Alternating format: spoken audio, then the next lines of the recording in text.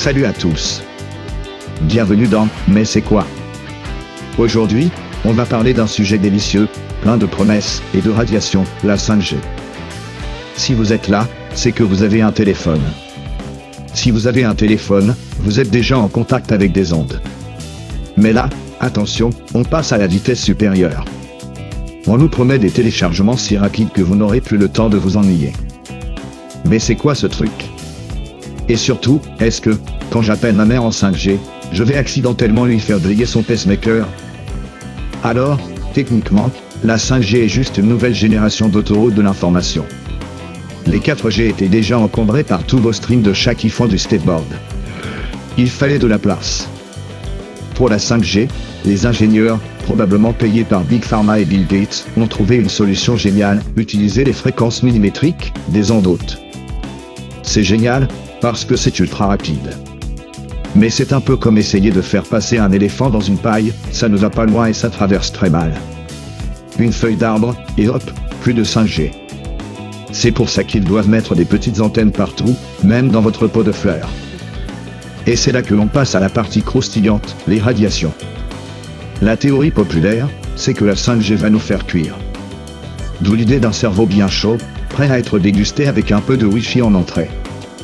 Mais calmez-vous, amis de la panique. Nous parlons d'ondes non ionisantes.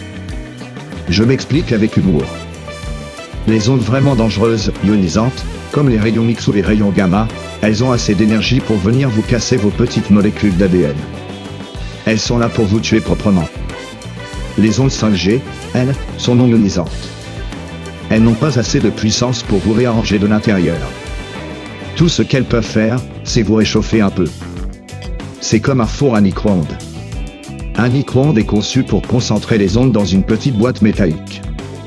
La 5G, elle essaie de vous atteindre depuis une antenne discrète, cachée sous une tuile, à 10 mètres de là. C'est l'équivalent d'essayer de réchauffer une pizza avec la lumière de votre montre. Vous allez avoir faim très, très longtemps. De plus, ces ondes hautes de la 5G s'arrêtent souvent à la surface de la peau. Donc, si vous avez peur, mettez un gros pull. C'est votre plus grande ligne de défense. Le vrai danger de la 5G, ce n'est pas votre cerveau qui grille. C'est l'hyperconnexion. Imaginez, vous pourrez télécharger une saison entière de votre série Netflix en moins d'une minute. Fini les longues attentes qui permettaient à votre cerveau de se reposer, de penser à des choses saines, ou de parler à votre conjoint. Non. Maintenant, c'est contenu. Immédiatement. Constamment. Alors oui, la 5G pourrait bien tuer votre vie sociale, mais elle ne vous fera pas griller le crâne.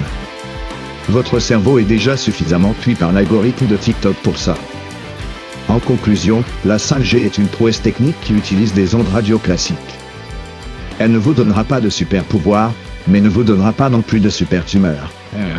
Les ondes qui pourraient vous tuer sont heureusement bien plus difficiles à trouver que le Wi-Fi gratuit.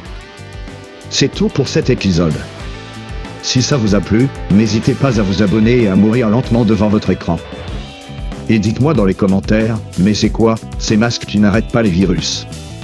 On pourrait s'attaquer à la magie des textiles et de la panique la prochaine fois. À bientôt, et restez critiques, si votre cerveau le permet encore.